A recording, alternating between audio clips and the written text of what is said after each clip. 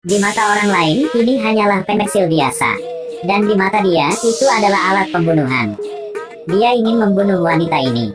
Jari terus menghitung. Lampu lalu lintas berubah menjadi hijau. Sebuah bus datang. Orang tua itu sedang membaca koran di pinggir jalan. Kotak surat itu tersiram air. Dia meletakkan pensil di atas kotak surat. Pada saat ini, seorang pria sedang mengendarai sepeda. Pertunjukan dimulai. Pensil itu jatuh ke tanah dan menarik perhatian lelaki tua itu. Orang tua itu hendak bangun dan mengambilnya ketika dia menabrak pria yang mengendarai mobil. Pria itu menghindarinya, menabrak barisan buah, menarik perhatian pengemudi. Dia tidak tahu bahwa lampu merah menyala. Wanita itu dinabrak sampai mati. Setiap detail 100% akurat. Pria ini menggunakan efek kupu-kupu untuk membunuh orang. Namanya William, IQ 250. Rencana pembunuhannya baru saja dimulai. Polisi hadir di tempat kejadian tetapi tidak menemukan bukti. Hanya melihat ada pensil di tanah. Tidak lama kemudian, ada seseorang meninggal juga. Di sebelah mayat muncul pensil itu lagi. Polisi berpikir bahwa kasus ini sama sekali tidak sederhana. Olivia berpikir si pembunuh menggunakan reaksi berantai untuk melakukan pembunuhan itu. Satu rekan membantahnya. Jalan itu memiliki total 37 orang. 22 taksi, 4 truk, dan 2 bus. Kecepatan angin adalah 5 hingga 10 mil per jam. Ini mengacu pada persamaan diferensial 120 sistem momentum. Otak siapa yang bisa secerdas itu? Kata-kata baru saja berakhir. William membunuh satu orang lagi. Polisi dengan cepat tiba di TKP. Mereka bertanya kepada saksi apakah dia pernah melihat pensil. Pada saat ini, pena muncul lagi. Olivia tahu bahwa seseorang akan mati. Dia melihat sekeliling dan menemukan bahwa William sedang menghitung sesuatu. Seorang pria lain dinabrak dan dibunuh oleh ambulans. Dia masih di sini. Olivia yakin pembunuhnya adalah William. Membunuh satu orang begitu mudah. William bisa membunuh 3 orang hanya dengan satu pena. Ditemukan, dia tidak melarikan diri. Malah melempar sepeda ke bawah jembatan. Keluarkan tangan Anda dari saku segera. William dengan tenang mengangkat tangannya. Satu mobil lewat di bawah jembatan. Karena tersangkut di sepeda, itu berubah arah. William menghitung dengan hati-hati dan melompat turun. Pelariannya sukses, polisi seperti mainan bagi dia. Olivia menemukannya. William dulu dirawat di rumah sakit besar. Korbannya semua adalah dokter di sini. Direktur mengungkapkan kepada mereka bahwa William pernah menjadi sukarelawan untuk eksperimen dokter. Sebelumnya, IQ-nya hanya 50. Hanya menjalani satu perawatan. Dia bisa menulis 1000 angka setelah komapi. Tapi dia melakukan 5 terapi. Jadi IQ-nya saat ini di luar imajinasi.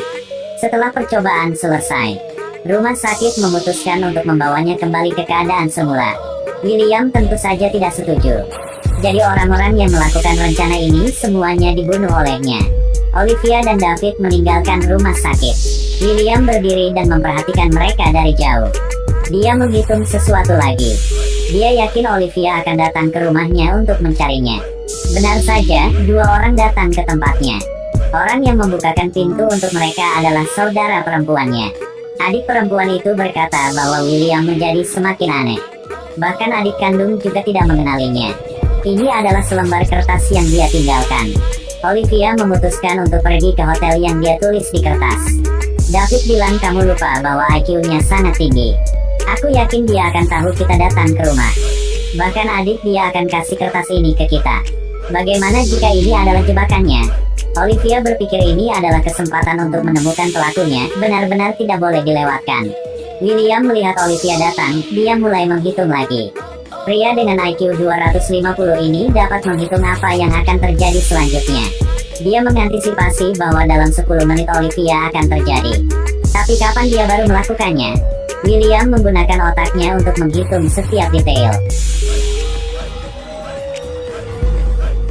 Saat jam baru menunjukkan pukul 4, dia akan memancing Olivia ke persimpangan.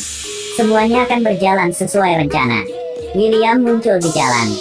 Sengaja membiarkan Olivia melihatkan dia. Dia menghitung waktu yang tepat. Memancing Olivia untuk masuk ke dalam perangkapnya.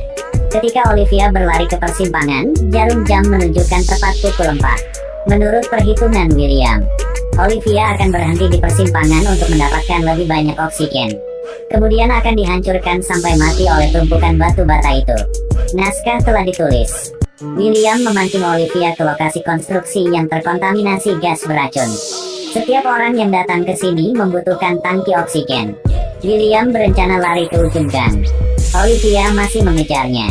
Siapa sangka Olivia yang berlari ke truk bata tanpa sengaja menghindarinya. William tercengang, dia salah perhitungan. Olivia bergegas ke arahnya, tapi dia jatuh ke tanah. Jadi dia terlalu ceroboh. Dia tahu ini adalah tempat beracun, tetapi dia tidak memiliki tangki oksigen.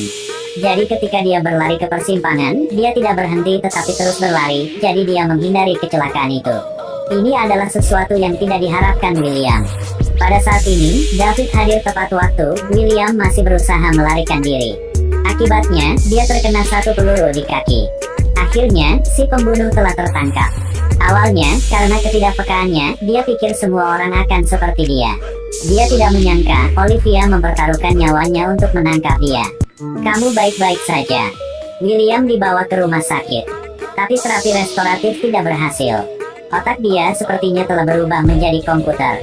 Angka terus bermunculan di kepalanya. Hanya mesin di depannya yang bisa berkomunikasi dengan William. Dia secara emosional tidak berperasaan. Sepertinya IQ yang terlalu tinggi bukanlah hal yang baik. Terlahirlah dengan normal seperti orang lain. Udah jauh lebih dari cukup. Terima kasih dan sampai jumpa.